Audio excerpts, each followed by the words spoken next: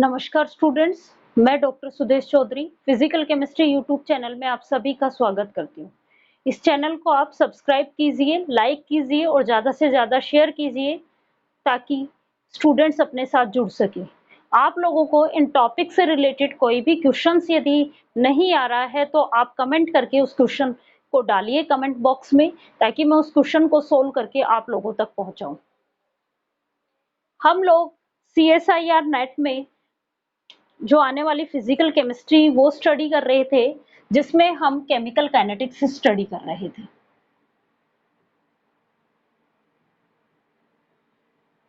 इसमें हम chemical kinetics study कर रहे थे।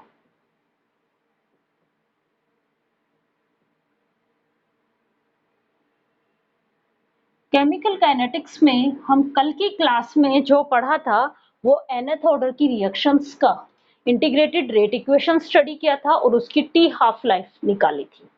ठीक है, क्या फॉर्मूला था?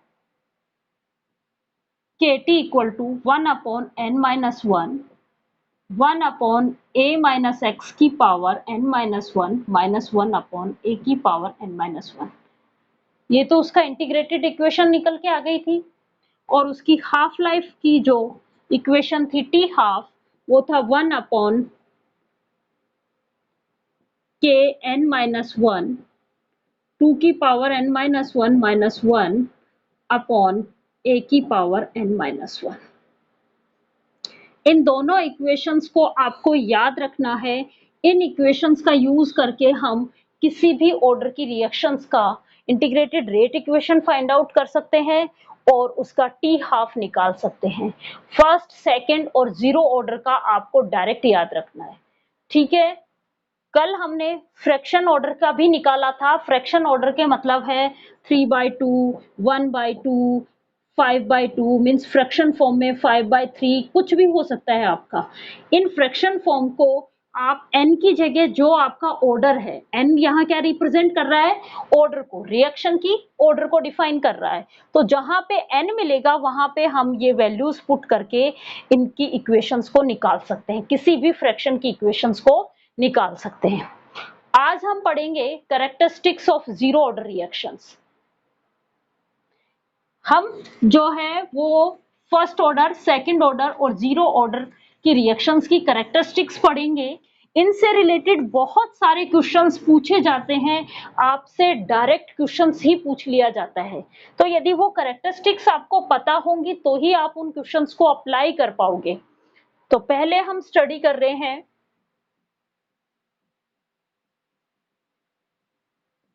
Characteristics of zero order reaction. सबसे पहले तो आपको जो जीरो ऑर्डर रिएक्शन के बारे में पता है वो लिखते हैं हम। क्या क्या पता है हमें? x equal to KT find out किया था। रेट हमने निकाला था, रेट लॉ के अकॉर्डिंग k a की पावर 0 ये लिखा था, और हमने इसका t हाफ निकाला था a/2k, ये फाइंड आउट किया था। अब देखो इसकी कैरेक्टरिस्टिक्स इन इक्वेशंस के आधार पे क्या क्या बनती है। First characteristics, the rate of reaction, the rate of zero order reaction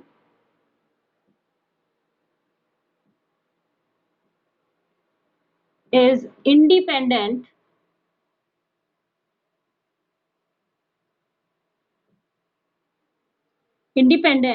the concentration of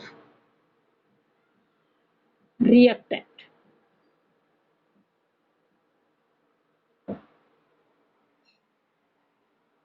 zero order की रेट जो है वो रिएक्टेंट की कंसंट्रेशंस पे डिपेंड नहीं करती है।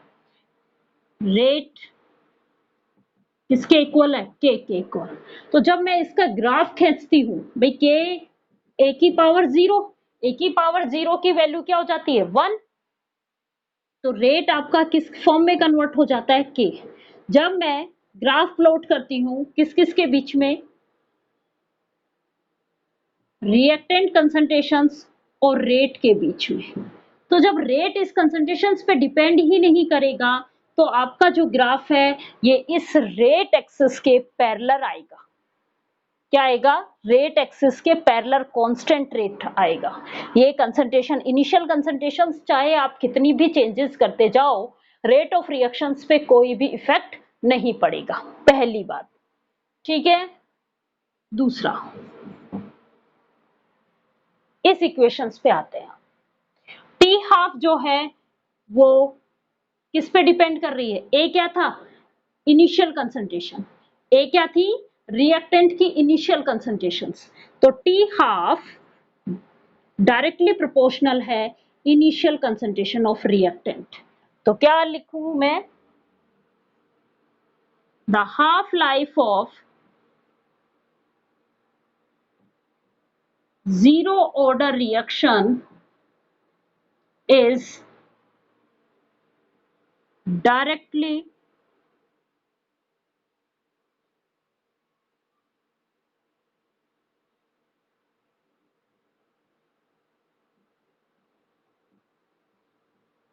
proportional to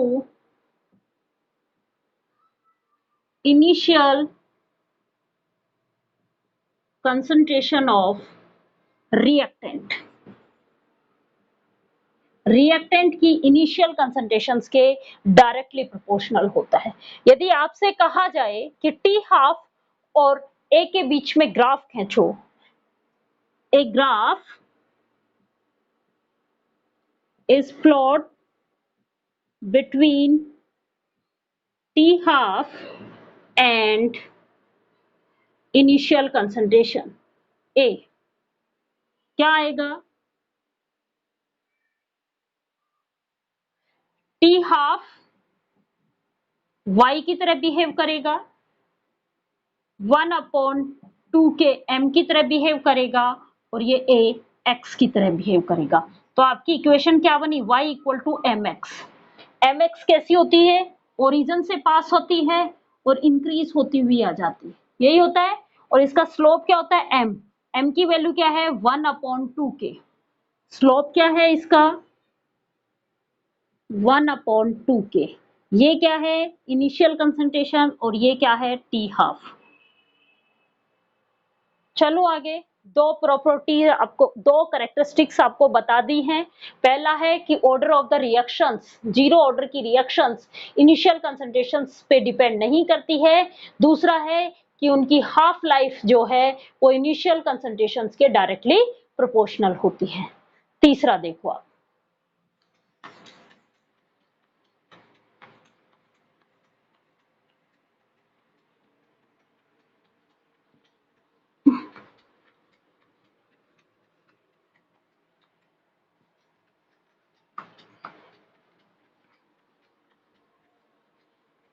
रिएक्टेंट की कंसंट्रेशंस क्या होती है? टाइम के साथ डिक्रीज होती हैं, और प्रोडक्ट की कंसंट्रेशंस टाइम के साथ क्या होती हैं? इंक्रीज होती हैं। तो तीसरा पॉइंट क्या है? The concentration of reactant decrease with increase time. Time के साथ साथ रिएक्टेंट की कंसंट्रेशंस क्या हो रही है? डिक्रीज हो रही है। याद रखो, जब मैंने आपको ए से प्रोडक्ट बताया था तो मैंने क्या कहा था? टी इक्वल टू 0 पे इसकी ए कंसंट्रेशंस ली थी, लेकिन T equal to T time पे ये कितना कंज्यूम हो गया था? एक्स कंज्यूम होके कितना बचा था? ए माइनस एक्स। मीन्स ये कंज्यूम हो रहा है तो लगातार लीनियरली डिक्रीज होगा। The concentration of reactant is linearly decreased, linearly decrease with increase time. तो जब मैं इसका टाइम के साथ ग्राफ खींचूंगी तो देखो, हमने एक इक्वेशन निकाली थी, उसी का यूज करूंगी। कौन सी इक्वेशन थी?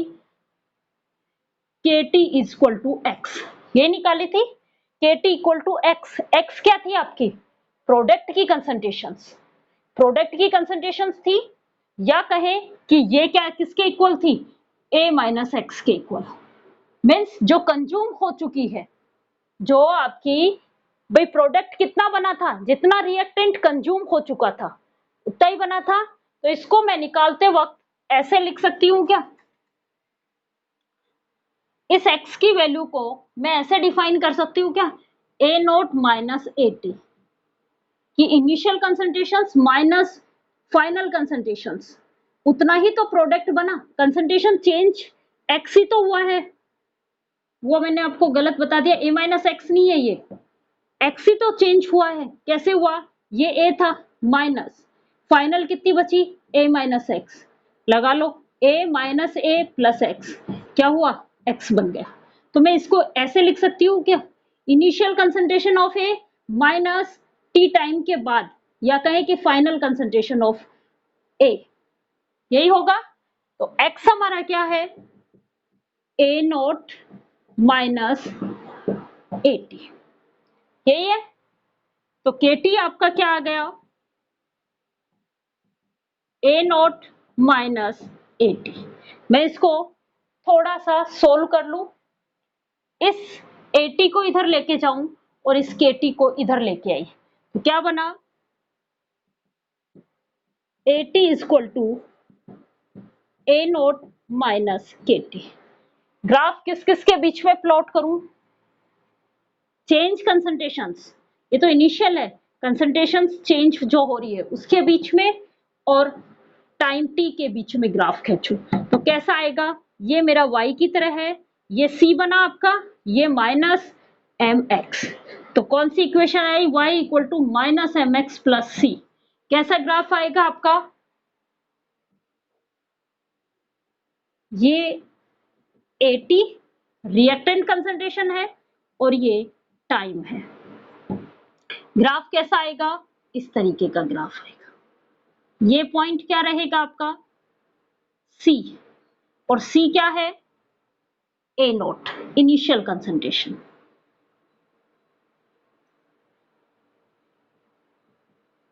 और स्लोप इसका क्या रहेगा, माइनस के, देखो स्लोप क्या है माइनस के, यही आएगा कि टाइम में ये जो बना आपका, ये इंटरसेप्ट है जिसको हम C से डिनोट करते हैं, C कितना आया, ए नोट इनिशियल कंसंट्रेशन। यदि आपको किसी भी में ये कहा जाए कि एक ग्राफ है, जीरो ऑर्डर का एक ग्राफ है जिसमें टाइम वर्सेस इनिशियल कंसंट्रेशंस के बीच, टाइम वर्सेस रिएक्टेंट कंसंट्रेशंस के बीच में ग्राफ खींचा है, और इस ग्राफ के अंदर आपको दे दिया ये इंटरसेप्ट है और ये स्लोप है, आप उसकी इनिशियल कंसंट्रेशंस डिफाइन करो, रेट ऑफ रिएक्शन डिफाइन करो, रेट हमें पता है कि रेट जो होता है वो के इक्वल होता है, तो हम के निकाल लेंगे स्लोप से, तो रेट भी फाइंड आउट कर लेंगे, और यदि रेट आ गया आपके पास और इनिशियल कंसंट्रेशन आ गई आपके पास, तो आपसे टी हाफ भी पूछे तो भी निकाल सकते हो ए अपॉन 2k। भाई इस ग्राफ में यदि आपको इंटरसेप्ट भी दे दे और स्लोप भी दे दे, इंटरसेप्ट की वैल्यू भी दे दे और स्लोप की वैल्यू भी डिफाइन कर दे, जब ये दोनों वैल्यू दे दे तो आपसे टी हाफ पूछे तो आप डायरेक्ट निकाल सकते हो ना, ये जो ये वैल्यू है ये इंटरसेप्ट की वैल्यू है, और नीचे क्या है हमारा स्लोप है, स्लोप क्या है नेगेटिव फॉर्म में है, आपको जो है वो ऑलरेडी नेगेटिव देगा, उस नेगेटिव से ये नेगेटिव कैंसिल आउट हो जाएगा, नहीं होगा तो टी हाफ जो है वो कभी भी नेगेटिव में नहीं आती है, इसलिए वो आपको जो स्लोप देगा वो नेगेटिव फॉर्म में ही देगा, ठीक है। उससे आप क्या निकाल लोगे, इस टी हाफ की वैल्यू फाइंड आउट कर लोगे। देखो एक क्वेश्चन कराती हूँ इसी के आधार पे,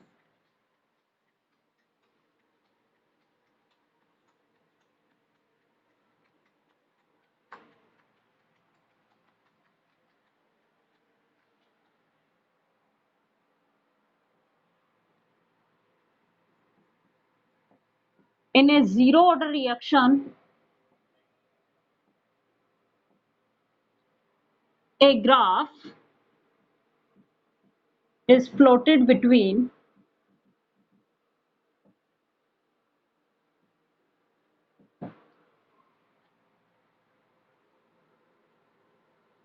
concentration of reactant and time, then the slope of graph is minus 2.0 into 10 to power minus 3 mole second inverse, and the intercept of graph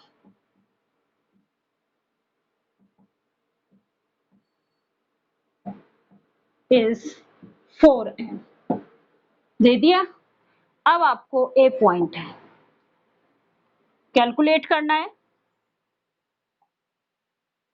calculate क्या करना है? Rate constant, second half life, और third rate of reaction.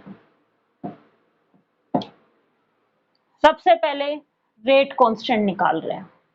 क्या दिया हुआ है आपको? किस किस के बीच में ग्राफ दिया है ये ध्यान रखो, रिएक्टेंट की कंसंट्रेशंस और टाइम।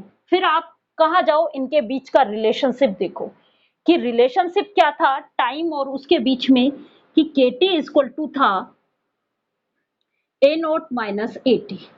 फिर आप इसको थोड़ा चेंज कर लो कि T इक्वल टू आया, KT इक्वल टू, KT को उधर ले जाओ, AT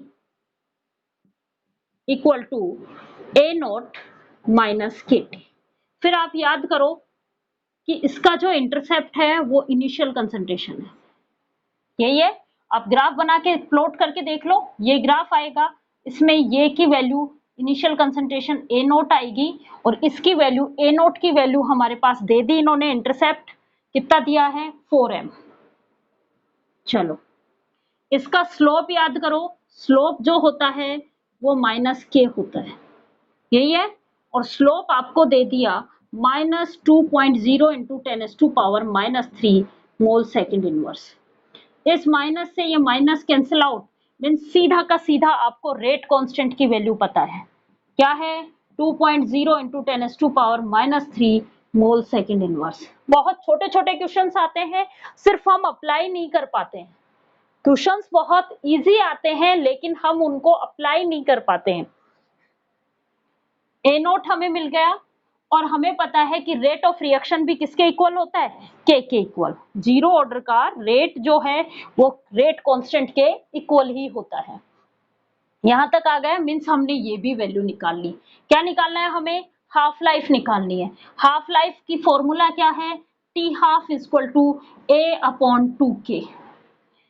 T half equal to a की वैल्यू क्या है 4, ये क्या है 2 इंटू के की वैल्यू क्या है 2.0 इंटू 10 टू पावर माइनस 3। इस 2, ये 4 cancel out, 10 to power minus 3 ऊपर जाएगा, टी हाफ की वैल्यू आएगी 10 टू पावर 3 सेकेंड। इस मोल से मोल कट जाएगी इसकी यूनिट, क्या बचेगा नीचे सेकेंड इनवर्स, ये ऊपर जाएगा सेकेंड में बदल जाएगा, टी हाफ की वैल्यू आ गई। इस तरीके के क्वेश्चंस आते हैं आपको बहुत ध्यान से ये देखना पड़ता है कि अच्छा किस किस के बीच में ग्राफ दिया है, तो उस इक्वेशंस के उस रिलेशन पे जाना पड़ेगा आप लोगों को, ठीक है। अगला देखो, अगली प्रॉपर्टी, रिएक्टेंट की कंसंट्रेशंस टाइम के साथ साथ कंज्यूम होती है और प्रोडक्ट की कंसंट्रेशंस टाइम के साथ साथ बनती है। प्रोडक्ट की कंसंट्रेशंस क्या होती है? टाइम के साथ साथ बनती है, या कहें कि इंक्रीज होती है। तो चौथी प्रॉपर्टी क्या है? The concentration of product is linearly increase with increase time। Time के साथ ये क्या होगी? इंक्रीज होगी। क्या रिलेशन है? KT equal to X. X क्या था बेटा? प्रोडक्ट की कंसंट्रेशंस। ए से हमने प्रोडक्ट बनाया था, T इक्वल टू 0 पे हमने इसको A कहा था, इसको 0 कहा था। T equal to T time पे ये A माइनस एक्स था और ये X था। X क्या है? प्रोडक्ट की कंसंट्रेशंस। तो हम किस किस के बीच में ग्राफ खींचे, x और t के बीच में ग्राफ खींचे। किसके बीच में ग्राफ खींचे, x और t के बीच में। x इक्वल टू के टी, ये y की तरह बिहेव करेगा, ये m है और ये x है। y इक्वल टू mx, कैसा ग्राफ आया था, ओरिजिन से पास हो रहा था 0 से, ये x,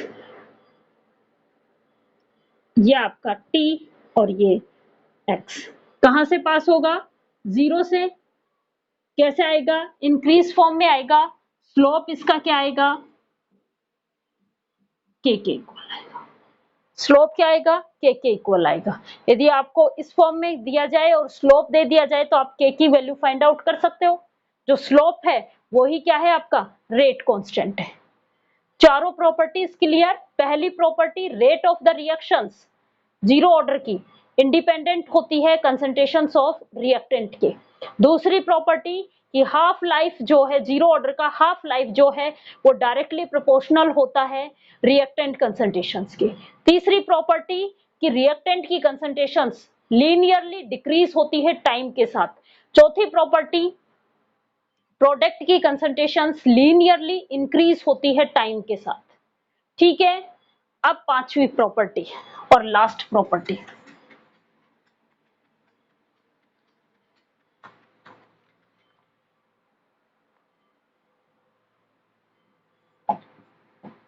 zero order reaction take place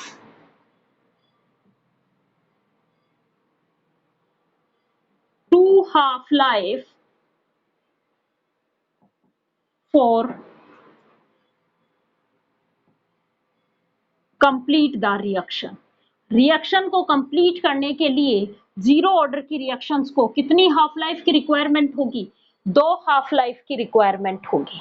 zero order की रिएक्शन को कंप्लीट होने के लिए कितने की रिक्वायरमेंट होगी, 2 हाफ लाइफ की रिक्वायरमेंट होगी। इसको निकालने के लिए हमें 2 इक्वेशंस पता है, x इक्वल टू के टी हमें पता है और t हाफ हमें पता है,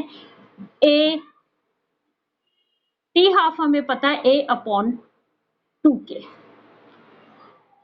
चलो आगे, इन दोनों से k की वैल्यू निकाल लो। भाई k क्या है, रेट कांस्टेंट, तो एक इक्वेशंस के लिए रेट कांस्टेंट तो कांस्टेंट ही होगा, तो दोनों से k की वैल्यू निकालो। k इक्वल टू क्या आया, x अपॉन टी, और यहाँ पे t हाफ, k की वैल्यू क्या आई, a अपॉन 2t हाफ।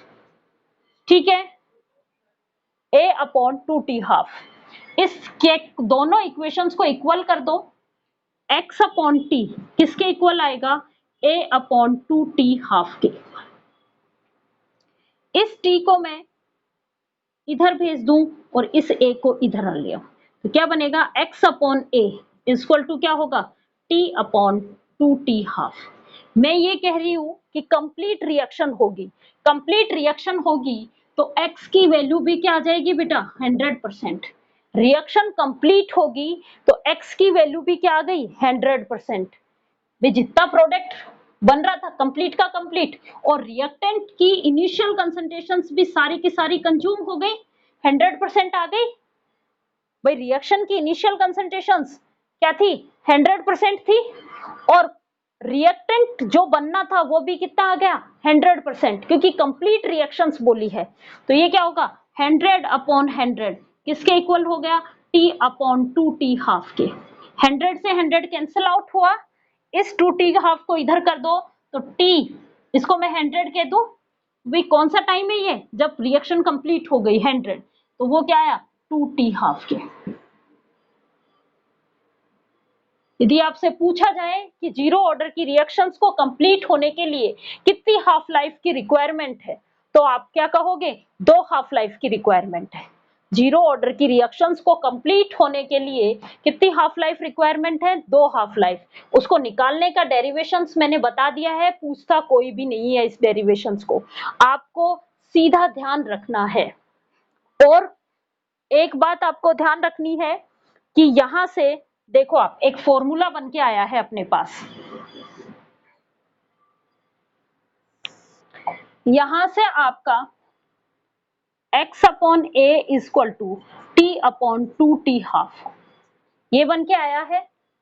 मैं इस इक्वेशंस को यदि इस फॉर्म में आऊं कि t को एक साइड रखूं और इनको एक साइड ले जाऊं, तो t इक्वल टू क्या आया मेरा 2t half multiply by x upon a, 2t half multiply by x upon a, ये आ गया फॉर्मूला। यहां लेके गए x अपॉन a। अब आपसे क्वेश्चन पूछा जाए कि 80% रिएक्शंस होने के लिए कितने टाइम की रिक्वायरमेंट है, तो आप निकाल सकते हो। यहाँ 80 करना, यहाँ 100 करना।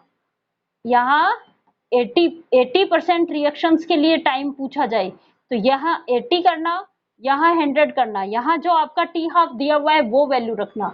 जो आएगा टाइम वो किसका आएगा, 80% रिएक्शंस को कंप्लीट होने में लगा टाइम। समझ में आ रहा है मैं क्या कहना चाह रही हूँ कि आपको यदि ये पूछा जाए कि टाइम इसकी हाफ लाइफ ये है, तो आप इसकी इस रिएक्शन का 80% कंप्लीट होने के लिए कितना टाइम रिक्वायरमेंट होगा, तो आप कौन सा फॉर्मूला लिखोगे, t equal to 2t half जो दिया हुआ है वो वैल्यू रखोगे मल्टीप्लाई बाय 80% कंप्लीट होने में, तो x कितना बना आपका 80 ही परसेंट, और a तो क्या है आपका इनिशियल कंसंट्रेशन, वो तो स्टार्टिंग में यदि हमने 100% मानी है तो 100% ही होगी। इससे आप क्या निकाल लोगे, इसकी वैल्यू फाइंड आउट कर लोगे। टी हाफ दिया हुआ होगा, जो भी टी हाफ दे यहां पुट करना, और ये जो आएगा वो 80% रिएक्शंस को कंप्लीट करने के लिए टाइम रिक्वायर्ड आएगा। चलो आगे, हमने जीरो ऑर्डर की 5 कैरेक्टरिस्टिक्स स्टडी की थी। फर्स्ट जो है कि rate of zero order reactions independent होती है रिएक्टेंट कंसंट्रेशंस के। सेकंड हमने स्टडी किया कि जो हाफ लाइफ होती है जीरो ऑर्डर रिएक्शंस की वो रिएक्टेंट की कंसंट्रेशंस के डायरेक्टली प्रोपोर्शनल होती है। तीसरा हमने किया कि जो रिएक्टेंट की कंसंट्रेशंस जो है वो टाइम के साथ लीनियरली डिक्रीज होती है। चौथी प्रॉपर्टी हमने पढ़ी कि प्रोडक्ट की कंसंट्रेशंस जो है वो टाइम के साथ लीनियरली इंक्रीज होती है। पांचवी प्रॉपर्टी हमने पढ़ी कि जीरो ऑर्डर रिएक्शंस को कंप्लीट होने के लिए 2 हाफ लाइफ की रिक्वायरमेंट होती है। अब हम इनके ग्राफिकल रिप्रेजेंटेशंस करेंगे, ग्राफिकल रिप्रेजेंटेशंस करेंगे जीरो ऑर्डर रिएक्शंस के। देखो आप,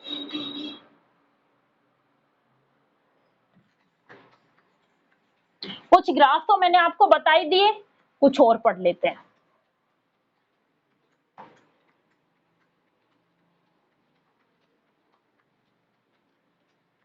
क्योंकि ग्राफ देके आपसे ये पूछता है कि ये कौन से ऑर्डर की रिएक्शन है, तो graphical representation.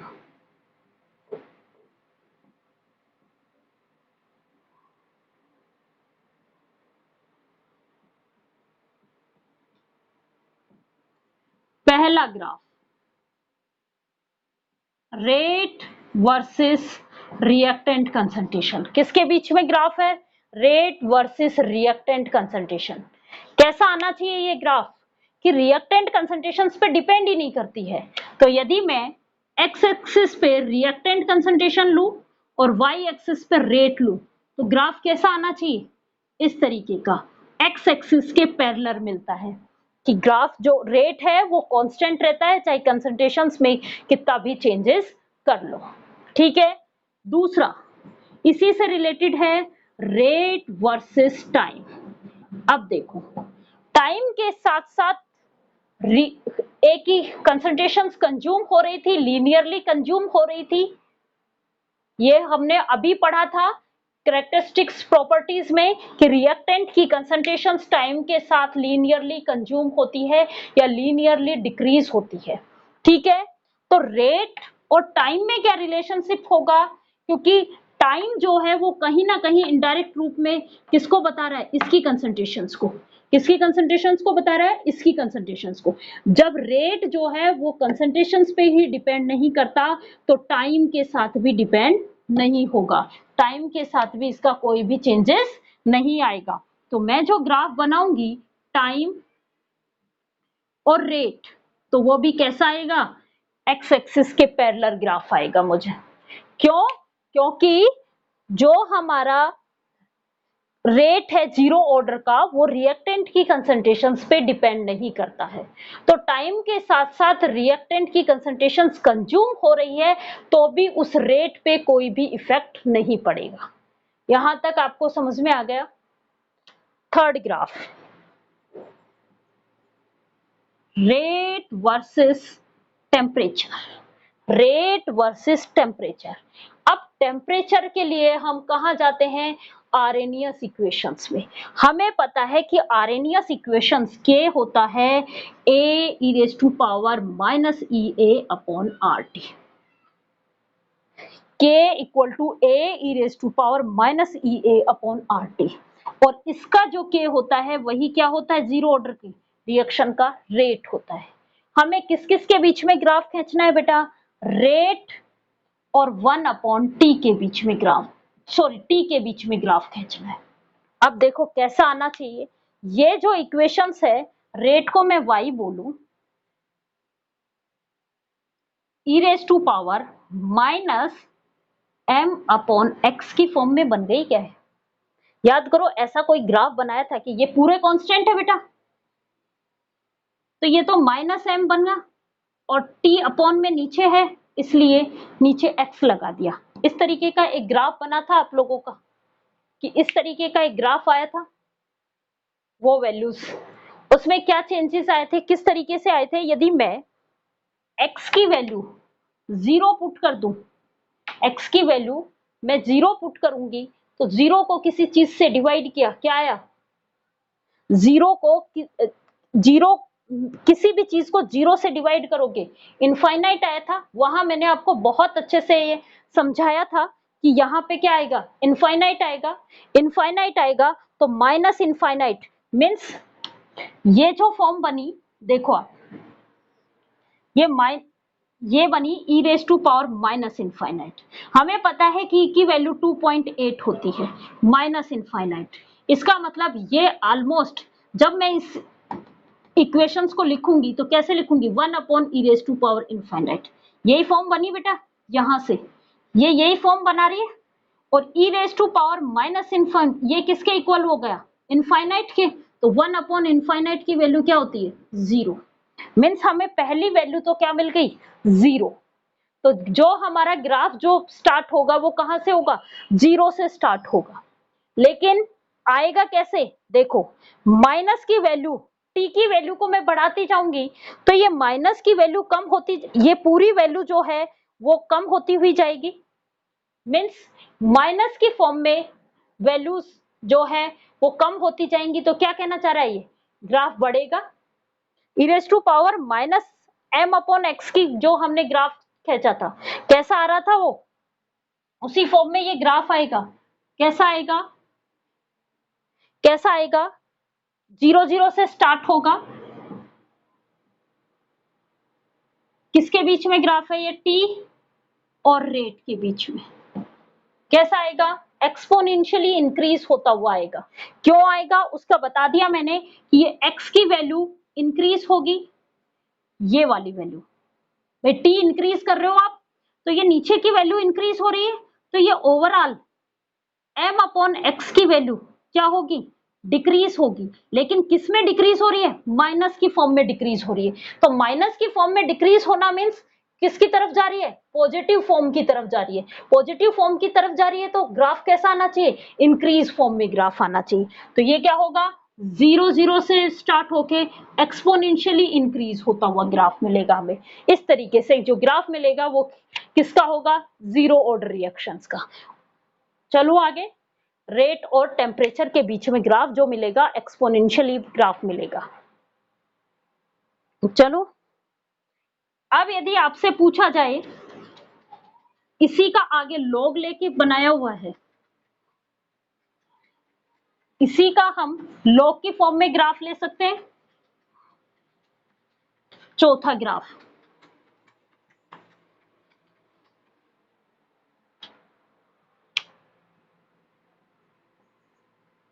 L ln rate versus 1 upon T, ln rate versus 1 upon T. सबसे पहले वही आरएनएस इक्वेशन ले लो, क्या है k is equal to a e raise to power minus E A upon R T. क्या लिया आपने, ये किसके इक्वल है, रेट के इक्वल।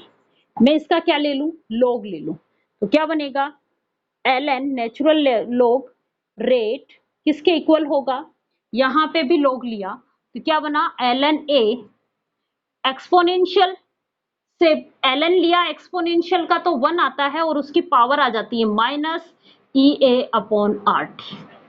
यही बना।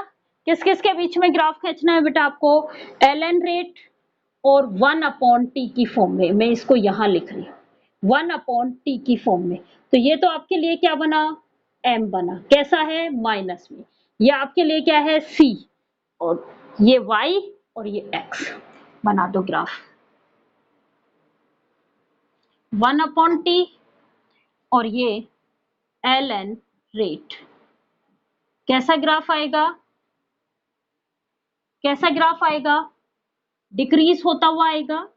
यहां से यहां तक का क्या रहेगा, इंटरसेप्ट क्या होगा ln a। इसकी वैल्यू तो क्या रहेगी इंटरसेप्ट की ln a। स्लोप क्या रहेगा इसका माइनस ई ए अपॉन आर। स्लोप क्या रहेगा माइनस ई ए अपॉन आर। इसी का यदि मैं लॉग ले लेती, नेचुरल को लॉग की फॉर्म में चेंज करती, तो क्या करती 2.303 से मल्टीप्लाई करती लॉग रेट। क्या होता है यहां भी 2.303 log A minus E A upon R 1 upon T. 2.303 को यहां से इस साइड भेजो, डिवाइड में हो जाएगा, तो ये क्या होगा लॉग रेट किसके इक्वल आया, log A minus E A upon 2.303 R 1 upon T. किसके बीच में ग्राफ खींच रही हूं 1 अपॉन टी और लॉग रेट के बीच में। सेम ऐसा ही ग्राफ आएगा, यहां पे क्या आ जाएगा आपका लॉग रेट, ये क्या बनेगा लॉग ए, और इसका ये क्या बन जाएगा माइनस ई ए अपॉन 2.303 आर। ये स्लोप हो जाएगा, ये लॉग की फॉर्म में ग्राफ है। ठीक है, अब हम हाफ लाइफ के बीच में ग्राफ आपको खींचना मैंने बता दिया था।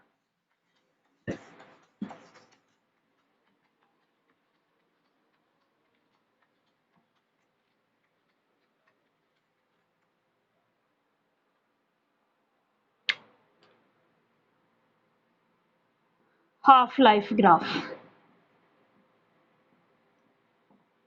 क्या था आपका, जीरो ऑर्डर की हाफ लाइफ टी हाफ ए अपॉन 2k, ए अपॉन 2k यही थी।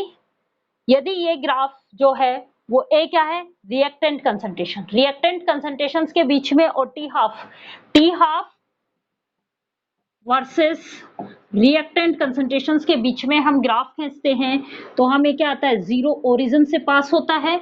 इसका स्लोप किसके इक्वल होता है अच्छे से डिस्कस कर चुके हैं हम 1 अपॉन 2 के बीच में। ये क्या है टी हाफ और ये क्या है ए। एक ग्राफ तो ये है। यदि मैं t half versus 1 upon t के बीच में ग्राफ खींचूं, t half versus 1 upon t के बीच में, एक सिखा देती हूं क्या होता है t half versus 1 upon t के बीच में। देखो आप के क्या था आपका A e raise to power minus E A upon R T, यही था के A e raise to power minus E A upon R T, यही था। ये वैल्यू टी हाफ आपका क्या है ए अपॉन 2। अब के की जगह मैं क्या रख दूं, क्योंकि मुझे 1 अपॉन टी के बीच में ग्राफ खींचना है, तो के की जगह मैं क्या रख दूं ए, और ये ऊपर चला गया ई ए अपॉन आर टी। ये ए आरएनएस कांस्टेंट है, कभी इस ए से ए को कैंसिल आउट कर दो। चलो आगे, किसके बीच में ग्राफ खींचना है आपको टी हाफ और इस टी के बीच में। किसके बीच में ग्राफ खींचना है? टी हाफ और इस टी के बीच में ग्राफ खींचना है। कैसा आएगा? देखो पॉजिटिव फॉर्म आ गई। ये सब तो अब कांस्टेंट की एम की तरह बिहेव करेंगे, क्योंकि अब कुछ भी हम तो सिर्फ इसके और इसके बीच में ग्राफ खींच रहे हैं, 1 अपॉन टी के बीच में, 1 अपॉन टी के बीच में। तो क्या होगा? 1 अपॉन टी के बीच में जब मैं ग्राफ खींचूंगी तो ये एक्स की फॉर्म में बना, ये क्या है? m और ये क्या है? x। यही हुआ। तो ये जो ग्राफ बना ये आपका y equal to E raise to power mx की फॉर्म में ग्राफ बनेगा। y equal to E raise to power mx की फॉर्म में ग्राफ बनेगा। कैसा आएगा ये ग्राफ? 1 अपॉन टी की फॉर्म में खींचा है तो ग्राफ कैसा आएगा? इंक्रीज होता हुआ आएगा एक्सपोनेंशियली। कैसा आएगा? 1 से पास होगा, क्योंकि ई रेज टू पावर 0 किसमें आ गया? 1। मीन्स जो ग्राफ आप बना रहे हो 1 अपॉन टी और टी हाफ, वो क्या है? यहां से आएगा, यहां से चलेगा, एक्सपोनेंशियली इंक्रीज होता हुआ चलेगा। कैसा चलेगा? एक्सपोनेंशियली इंक्रीज होता हुआ। तो इस तरीके का ग्राफ यदि आपको मिल रहा है तो आप क्या कहोगे? जीरो ऑर्डर की रिएक्शंस के बीच में हमें ग्राफ है। यदि यही ग्राफ टी के बीच में ग्राफ खींचा जाता, यही ग्राफ टी के बीच में ग्राफ खींचा जाता, तो ये जो है वो इनफाइनाइट से डिक्रीज होता हुआ आता, इनफाइनाइट से डिक्रीज होता हुआ आता। आपको मैंने बहुत अच्छे से सारे ग्राफ समझा दिए थे। फिर भी अगर आप लोगों को ग्राफ से रिलेटेड कोई प्रॉब्लम्स है या कोई और बहुत सारे ग्राफ हैं, उन ग्राफ के क्वेश्चंस करना, और आपको कोई प्रॉब्लम्स लगे तो वो आप कमेंट करके बताना। Thank you.